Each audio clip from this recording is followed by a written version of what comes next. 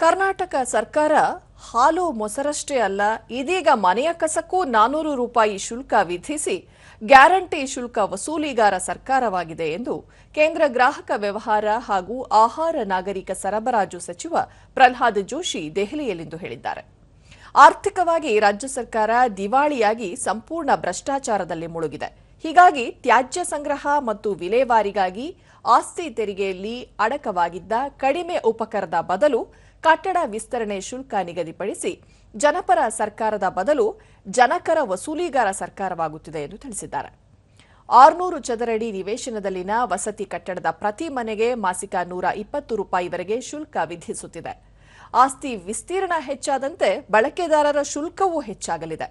4000 ಚದರಡಿ ಮತ್ತು ಅದಕ್ಕಿಂತ ಹೆಚ್ಚಿನ ವಿಸ್ತೀರ್ಣದ ಪ್ರತಿ ಮನೆಗೆ ಮಾಸಿಕ ತಲಾ 400 ರೂಪಾಯಿಯಂತೆ ವಾರ್ಷಿಕ 4800 ರೂಪಾಯಿ ಶುಲ್ಕ ವಿಧಿಸಲು ಮುಂದಾಗಿರುವ ರಾಜ್ಯ ಸರ್ಕಾರದ ನಡೆ ಅಕ್ಷಮ್ಯ ಎಂದು ಹೇಳಿದ್ದಾರೆ. ಕಟ್ಟಡಗಳಿಗೆ ಪ್ರತಿ ವರ್ಷ ವಾರ್ಷಿಕ 5% ಶುಲ್ಕ ಹೆಚ್ಚಳ ಮಾಡಿದೆ. ಜೊತೆಗೆ ಜನರೇಟರ್, ಲಿಫ್ಟ್ ಪರಿಶೀಲನೆ ಮತ್ತು ನವೀಕರಣಕ್ಕೆ 800 ರೂಪಾಯಿ ಇದ್ದ ದರ ಈಗ ಏಕಾಏಕಿ 5,000 ರೂಪಾಯಿಗೆ ಏರಿಕೆಯಾಗಿದೆ ಎಂದು ಇದು ಖಂಡನಾರ್ಹ ಎಂದು ಹೇಳಿದ್ದಾರೆ. अभी गार्बेज टैक्स लगा दिया है और वो भी garbage tax according to the per square metre इतना करके गरीबों को भी वो लागू होता है.